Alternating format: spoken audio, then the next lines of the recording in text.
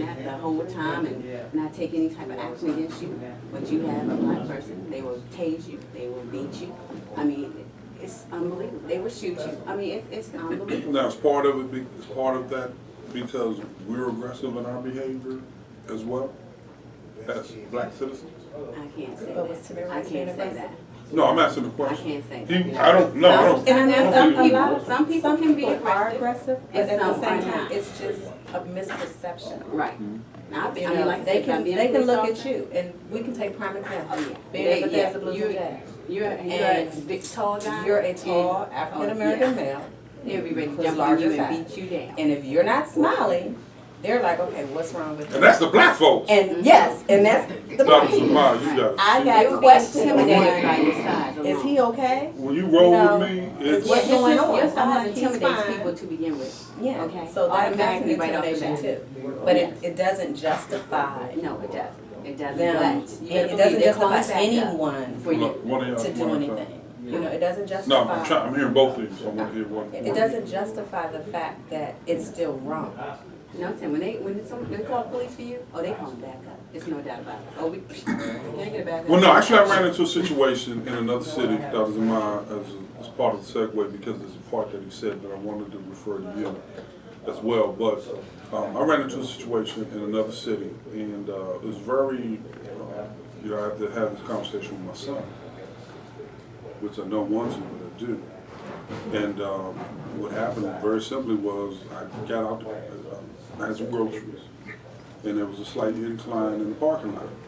And as I was taking my groceries out, I didn't lock the cart or didn't turn it or whatever. You know what you're supposed to do.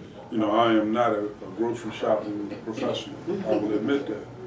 So the car started to roll, and I went to catch it, and it bumped some guy's car. And the guy in front of this woman came out, one guy, he was real adamant.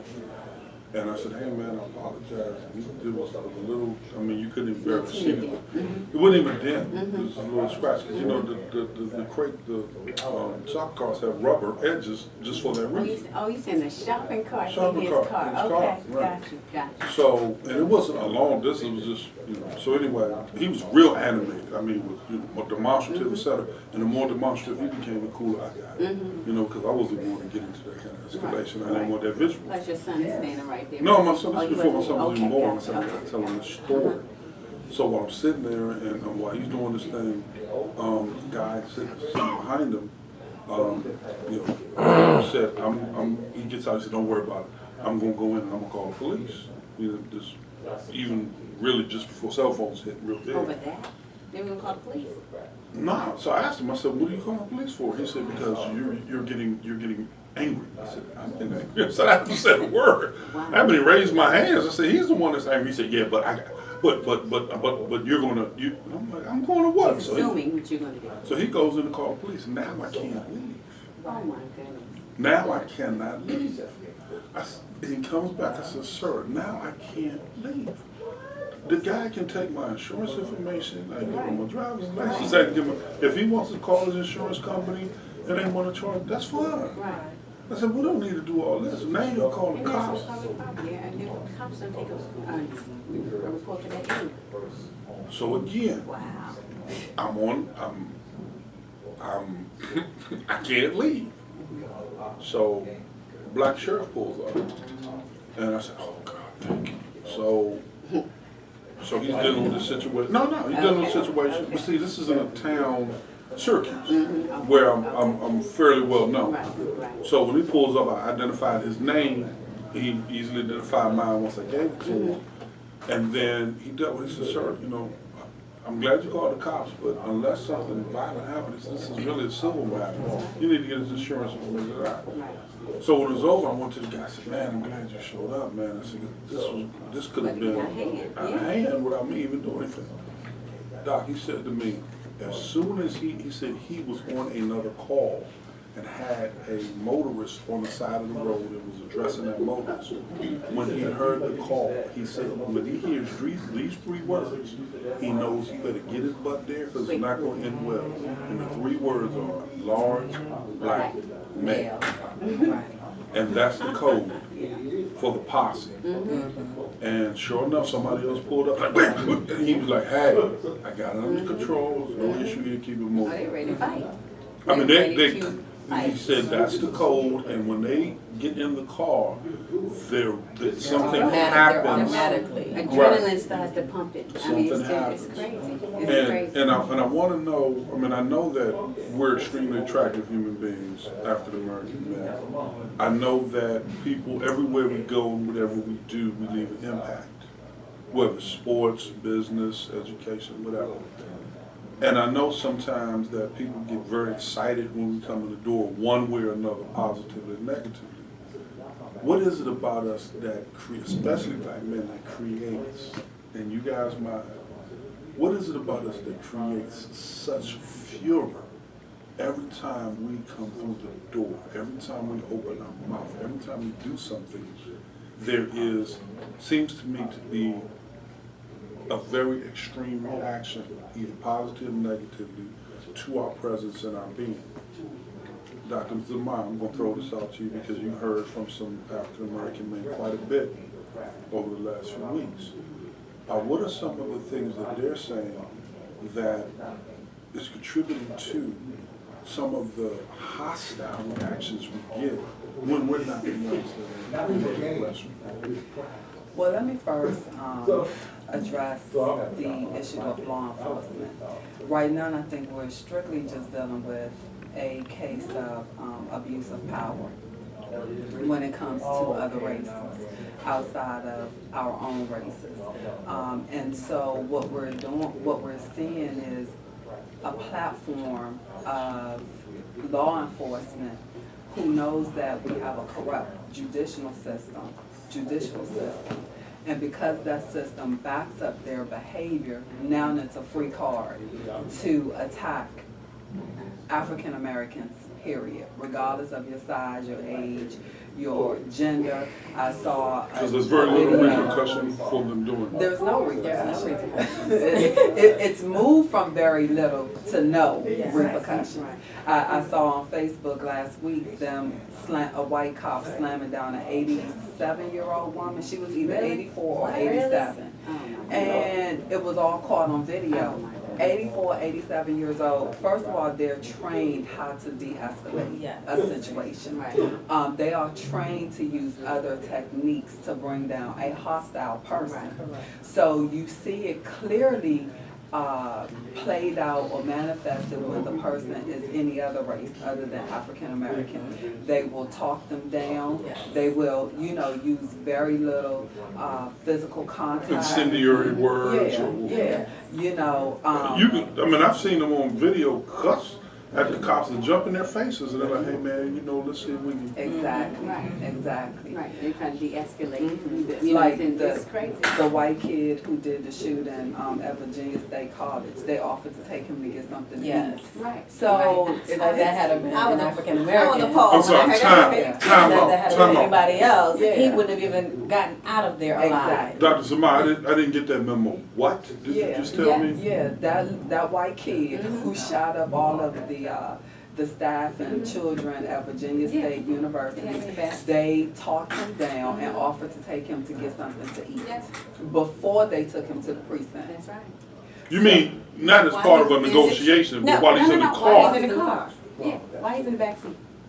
Yeah. Now, he just committed mass murder. That was a massive shooting. Right. And he gets to go eat before he goes to jail. First of all, he gets to walk out alive. Alive. Right. That's the first thing, Right. is he gets to walk out alive. So I tend to not take him down.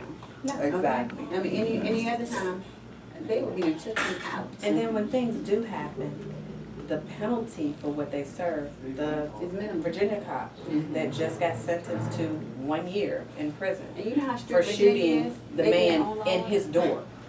You Isn't went that to the crazy? man's house Isn't that crazy? and you shot and killed him, but you've served 10 months, so now all you get, because you took a plea, you get 1 year in jail. If that.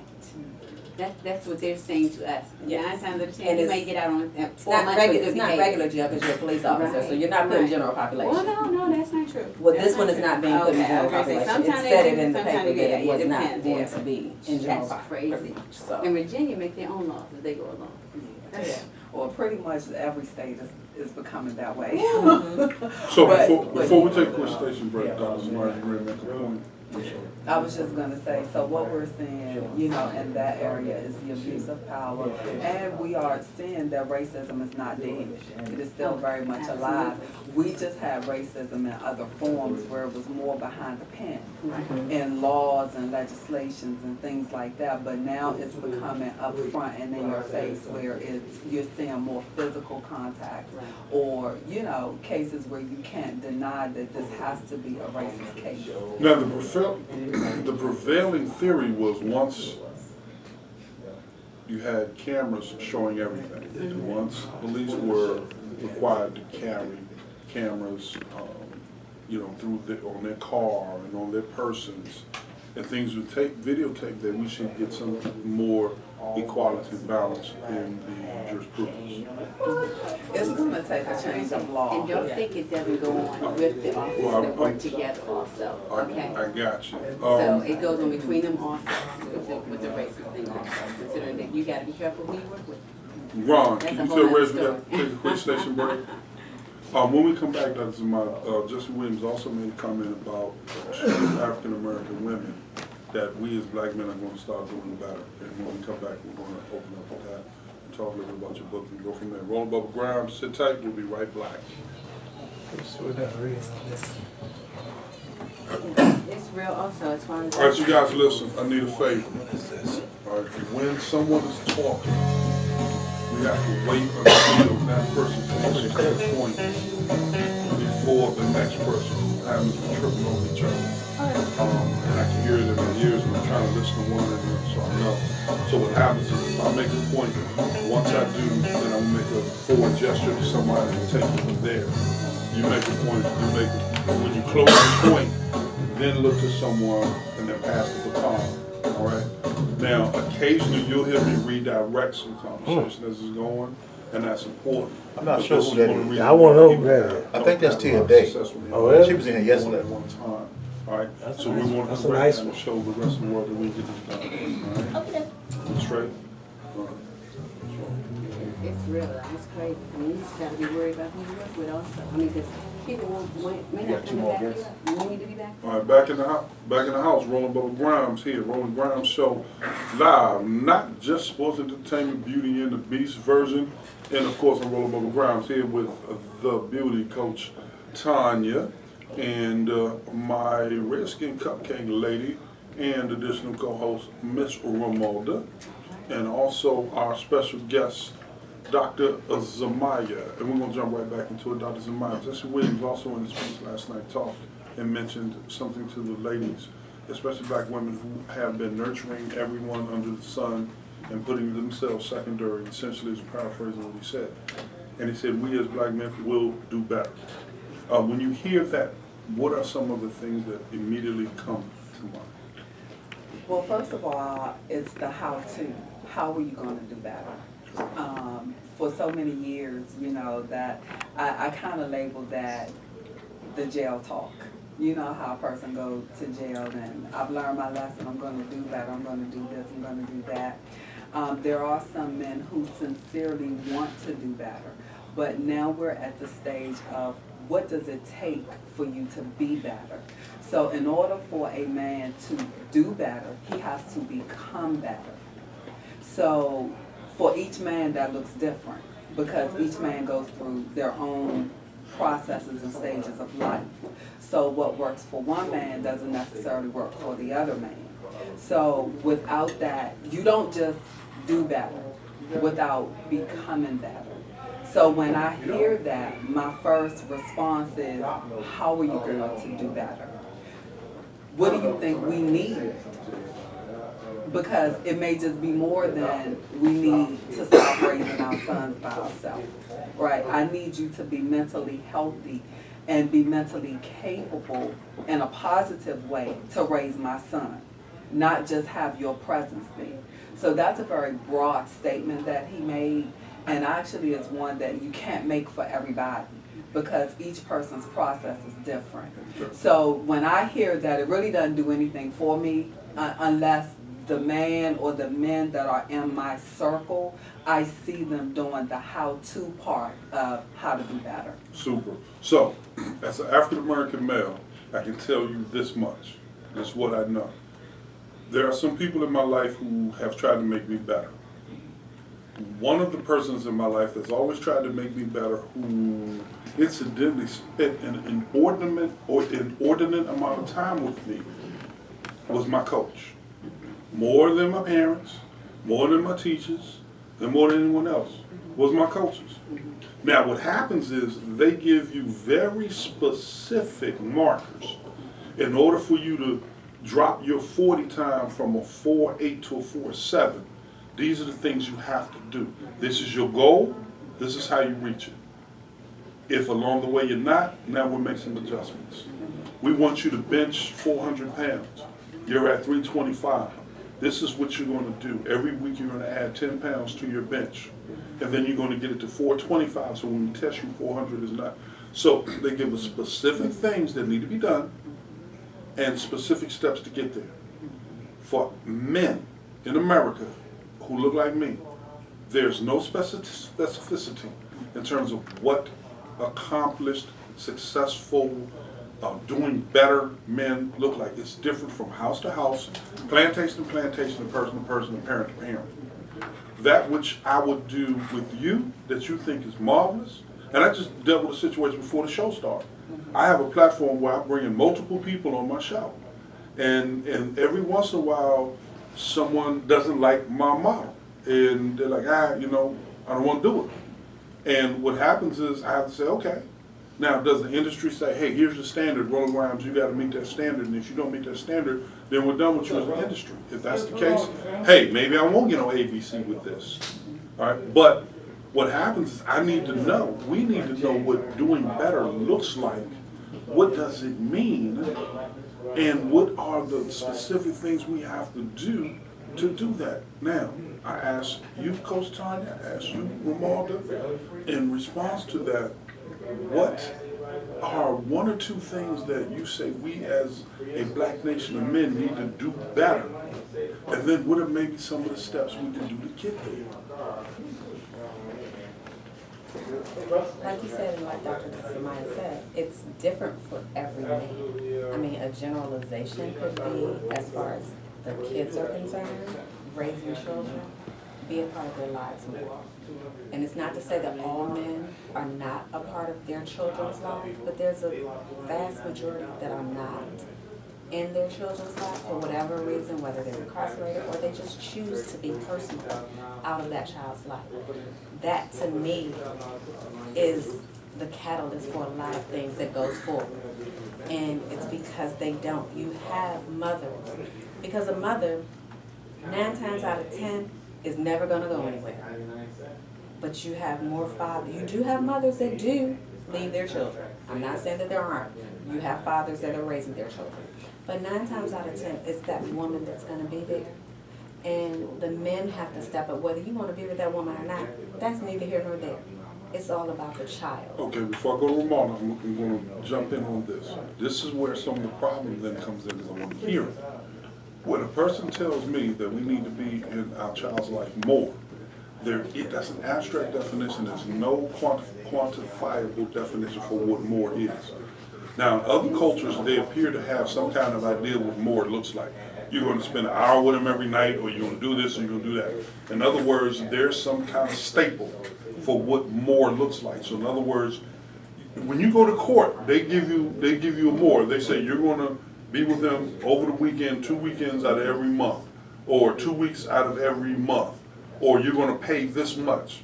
And then, interestingly enough, 85% of the men meet that which the court has mandated because we specifically hear it, see it, know what it is, and it's a target. It's not a moving bullseye, something that we can hit.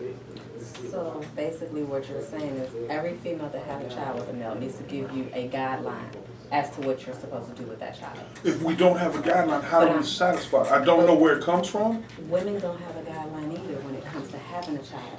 You just step up and you do what you're supposed to do. And that's a good point. So what happens is, who is saying that if there's no guideline, Ramon, I'm throw this to you, if there's no guideline, then how